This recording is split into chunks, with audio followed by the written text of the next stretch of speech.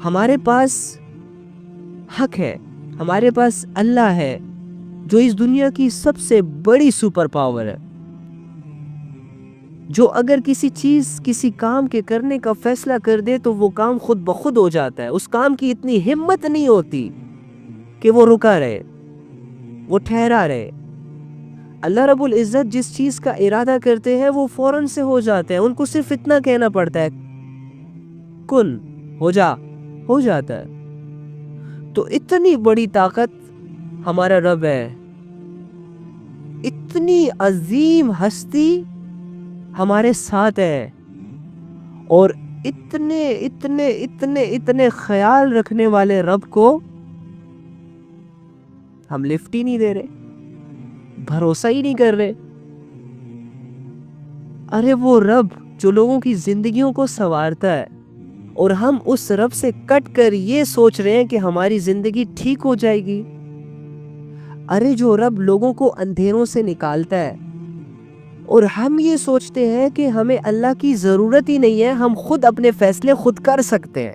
اب یہ اتنی اتنی اتنی گھٹیا سوچ ہوتی ہے جس کی وجہ سے انسان دنیا میں کھو جاتا ہے، گم ہو جاتا ہے۔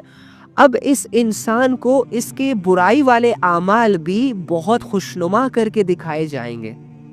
اب یہ گناہ کرے گا، اور گناہ کرنے کے بعد اس کا دل ایک دفعہ بھی اسے نہیں کہے گا کہ تم نے گناہ کیا۔ تو جب اس کا دل اسے یہ تک ریئلائز نہیں کروائے گا کہ بھائی تم نے تو بہت بڑا گناہ کر لیا، تو یہ توبہ کیا خاک کرے گا۔ جب اسے یہی پتا نہیں ہوگا کہ مجھے اس دنیا میں ایک مقصد کے لیے بھیجا گیا ہے، تو یہ کیا مقصد پر کیا خاک زندگی گزارے گا اپنی۔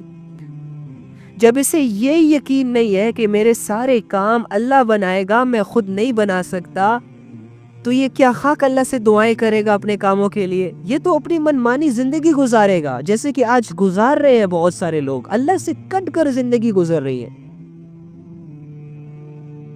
یاد رکھنا، اگر ایک انسان کی زندگی آگ میں گزر رہی ہے کوئی نقصان نہیں ہے۔ اگر ایک انسان سمندر میں ڈوب کر چیخیں مار مار کے اپنی زندگی گزار رہا ہے تو میں سمجھوں گا کہ اسے کوئی نقصان نہیں ہے۔ یاد رکھنا، اگر اس ساری دنیا نے ایک انسان کو قید کر کے رکھا ہوا ہے، اور یہ ساری دنیا اس پر ظلم ڈھا رہی ہے، اور یہ انسان اس سچویشن میں سروائیو کر رہا ہے، اللہ کی قسم یہ ابھی بھی ٹھیک ہے اگر اس کے دل میں ایمان ہے۔ لیکن جو انسان اللہ سے کٹ کر زندگی گزار رہا ہے، یہ انسان ان انسانوں سے بھی زیادہ خطرے میں ہے۔ یہ انسان ہر طرف سے اکیلا ہے، یہ انسان ہر طرف سے بے سہارا ہے۔ جو بھی انسان اس سچویشنز کے ساتھ زندگی گزار رہا ہے کہ میں اللہ کے بغیر ٹھیک ہوں، میں اللہ کے بغیر سروائیو کر لوں گا،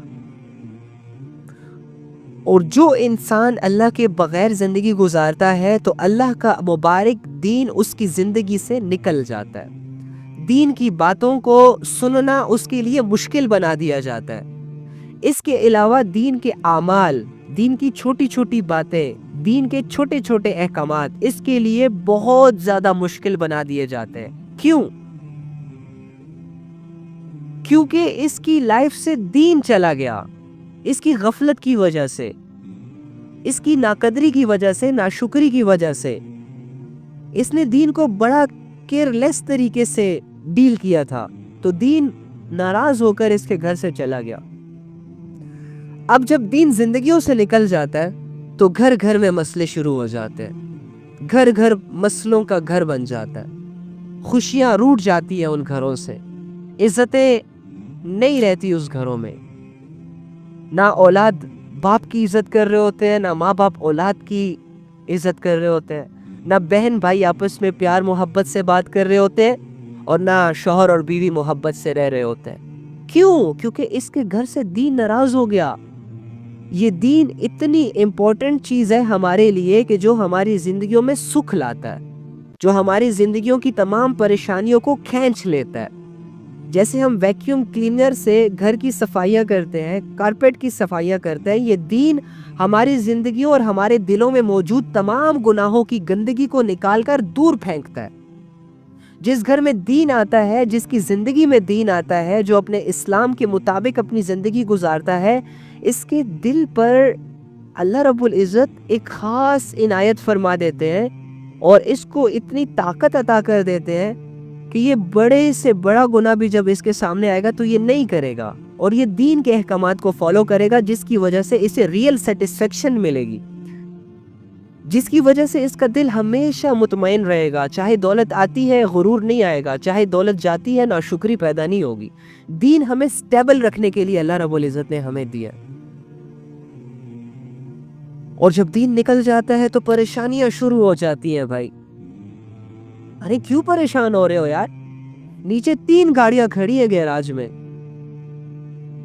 اٹھاؤ کسی بھی گاڑی کی چابی، فٹ سے اسے ریورس کرو، لے جاؤ کسی اچھی سی جگہ پہ چلے جاؤ، کھاؤ پیو، موڈ بدلو، سب ٹھیک ہو جائے گا۔ نہیں نہیں، یہ کہے گا نہیں یار میری پرابلم اس سے دور نہیں ہوگی۔ ارے تم کیوں پریشان بیٹھی ہو؟ اتنا بڑا گھر تو تمہارے نام کر دیا میں نے، لاکھوں روپے کما کر لاتا ہوں اور وہ تمہارے ہاتھ پر ہتھیلی پر رکھ دیتا ہوں، اور تمہیں کیا چاہیے؟ جب تمہارا موڈ ہوتا ہے تم شاپنگ کر لیتی ہو، جب تمہارا موڈ ہوتا ہے تم ہینگ آؤٹ کر لیتی ہو، جب تمہارا موڈ ہوتا ہے تم کسی کے ہاں بھی چلے جاتی ہو، تو پھر پریشان کیوں ہو؟ پتہ نہیں یار، کچھ سمجھ نہیں آ رہی۔ پھر ایسی سچویشن شروع ہو جاتی ہے، ہاں سب کچھ ہے، مانتی ہوں تم بڑا کیئر کر رہے ہو، دنیا کی ساری فیسلٹیز مجھے تم نے دی ہوئی ہیں، لیکن یار دل پریشان ہے، لیکن یار سمجھ نہیں آ رہی کہ میری پریشانی کی وجہ کیا ہے۔ بیٹا تمہیں کیا ہو گیا؟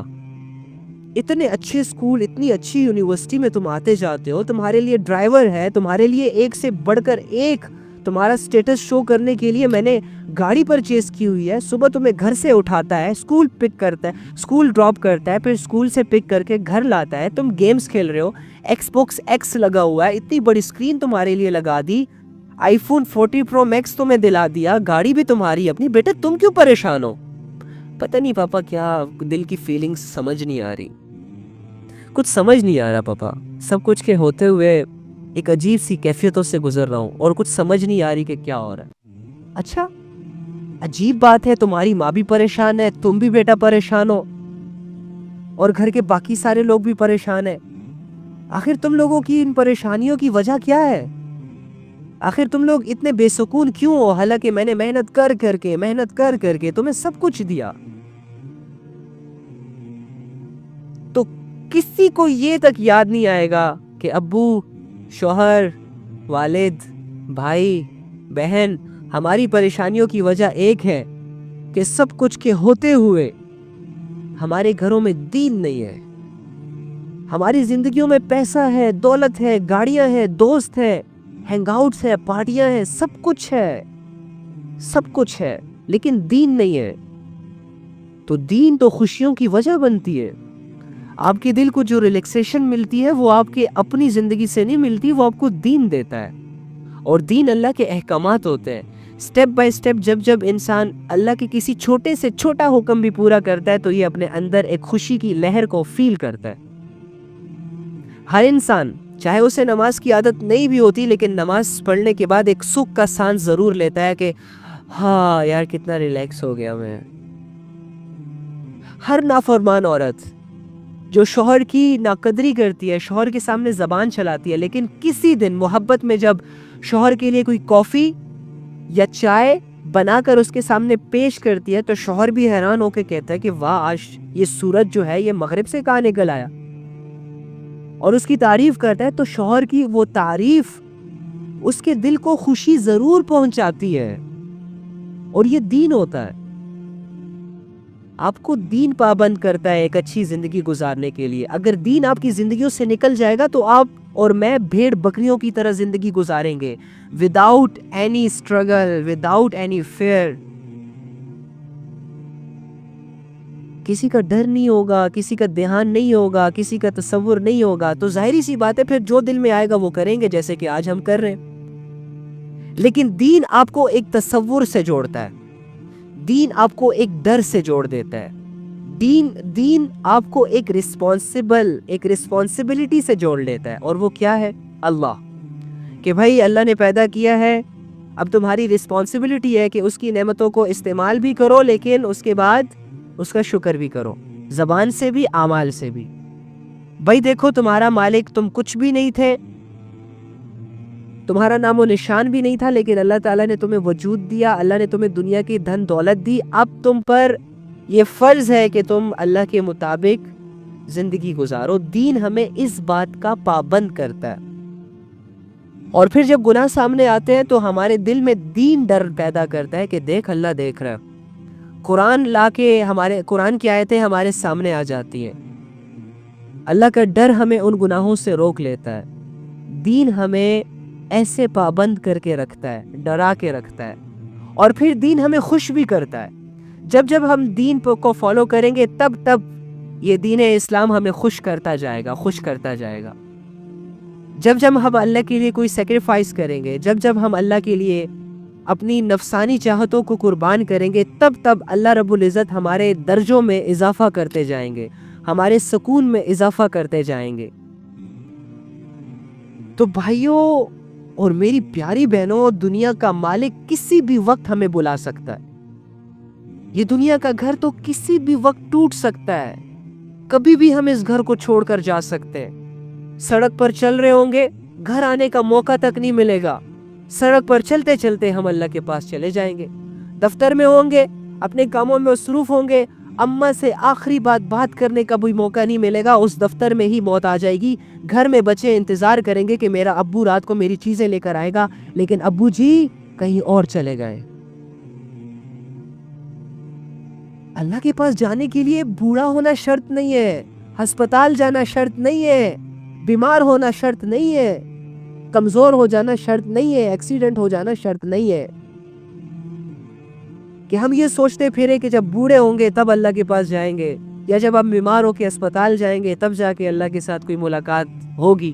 نہیں، اب کسی بھی سچویشنز میں رہتے رہتے اللہ کے پاس جا سکتے ہیں. اب خوش ہوتے ہوتے اللہ کے پاس جا سکتے ہیں. شادیوں میں نئی نویلی دلہنیں بیٹھی ہوتی ہیں، انہوں نے بس ایک دوسرے کو قبول کرنا ہوتا ہے، اور ان کی ایک پرسکون زندگی شروع ہونے کا ایک سلسلہ شروع ہی ہونے والی ہوتی ہے کہ لڑکی قبول ہونے سے پہلے ہی اللہ کے پاس چلی جاتی ہے. لڑکی لڑکے کو قبول کرنے سے پہلے اللہ کے ہاں چلی جاتی ہے. اللہ کی طرف سے قبولیت آ جاتی ہے کہ بھئی آ جاؤ، اور سارا شادی کا ماحول ماتم میں تبدیل ہو جاتا ہے. کتنے ایسے دولہے ہوتے ہیں جو بارات لے کر جا رہے ہوتے ہیں اپنی بیوی کو لینے کہ بھئی اپنی زندگی اب ویل سیٹلڈ، اب فرینڈلی ماحول ہوگا، ہزاروں خواب سجا کر جا رہا ہوتا ہے ایک دلہن کو لینے. لیکن جس گاڑی میں جا رہا ہوتا ہے سامنے سے ٹرک آیا، دھڑم سے ساری چیزیں تباہ ہو گئی، سارا ماحول چینج ہو گیا. ایک اسٹوڈنٹ MBBS کا سوچ کر، MBBS کی ڈگری کو سامنے رکھ کر پلاننگز کرتا ہے، ڈیلی بیسس پہ کالج یونیورسٹیز کے سفر کرتا ہے. سوچ رہا ہوتا ہے 5 سال بعد ڈاکٹر بن جاؤں گا، لیکن ابھی اسے ایڈمیشن ہی ملا ہوتا ہے. یہ پہلی کلاس اٹینڈ کر کے نکلا ہی ہوتا ہے کہ اللہ رب العزت کی طرف چلا جاتا ہے.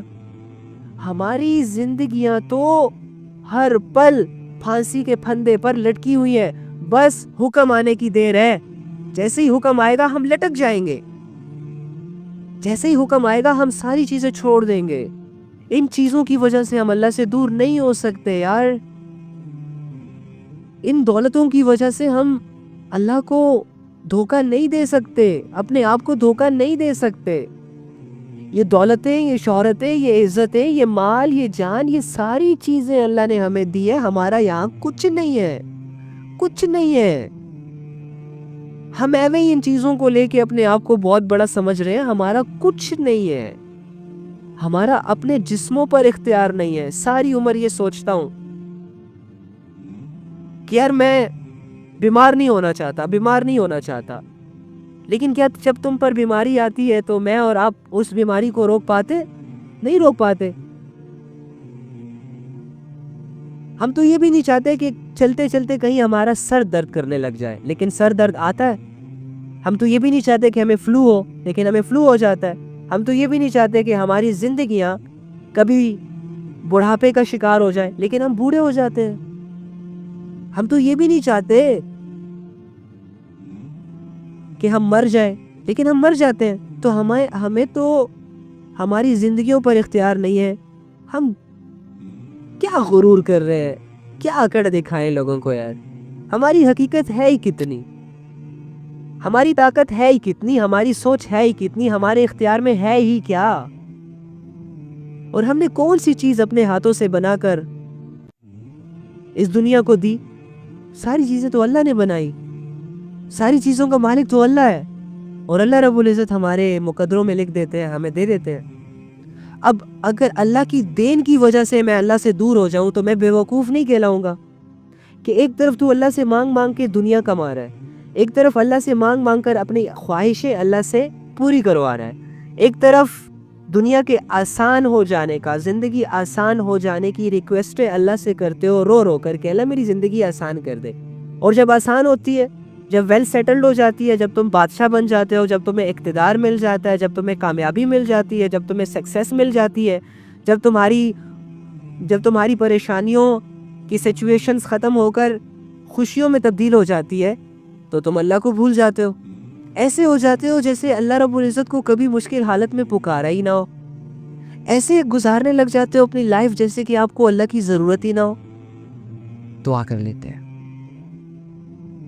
اللہم انی اسألک بأن لک الحمد یا بدیع السماوات والارض یا حنان یا منان یا ذو الجلال والاکرام یا حی یا قیوم یا ارحم الراحمین یا رب العالمین۔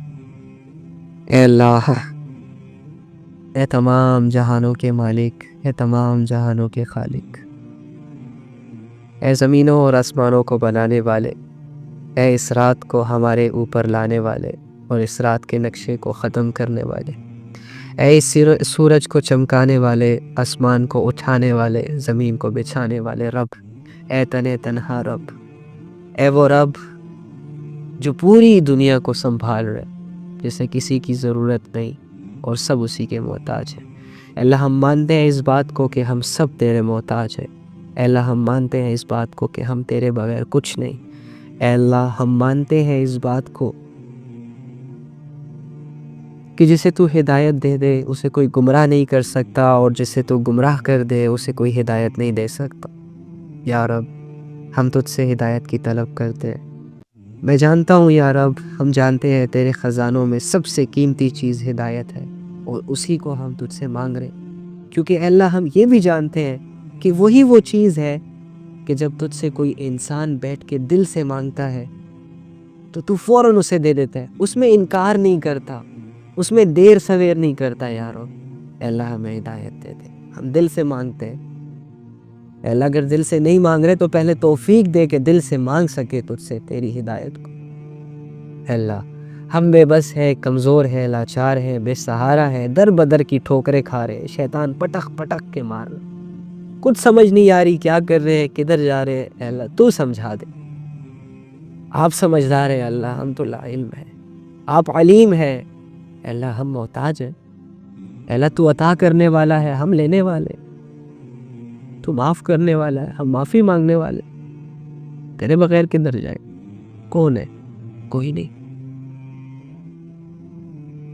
اے اللہ ہماری جھوٹی زبانیں، جھوٹے دل، دنیا سے متاثر زندگیاں، ان کو تو ہی بدل سکتا ہے یا رب، اور کوئی نہیں ہے ہمارا۔ یا رب ہمیں اپنے قریب کر لے، ہمیں اپنی ذات کی پہچان کروا دے یا رب، ہمیں اپنی عبادتوں کو کرنے کی توفیق عطا فرما دے، ہماری زندگیوں میں گناہوں کو دور کر دے، ہم سے غفلتوں کو دور کر دے یا رب۔ اے اللہ ہم غفلتوں میں نہیں مرنا چاہتے، گناہوں میں نہیں مرنا چاہتے۔ اے اللہ جتنے بھی گناہگار گناہوں میں مر گئے ان کی مغفرت فرما، اگر ان کی تجھے مغفرت فرما دی ہے تو ان کے درجات میں بلندیاں عطا فرما۔ اے اللہ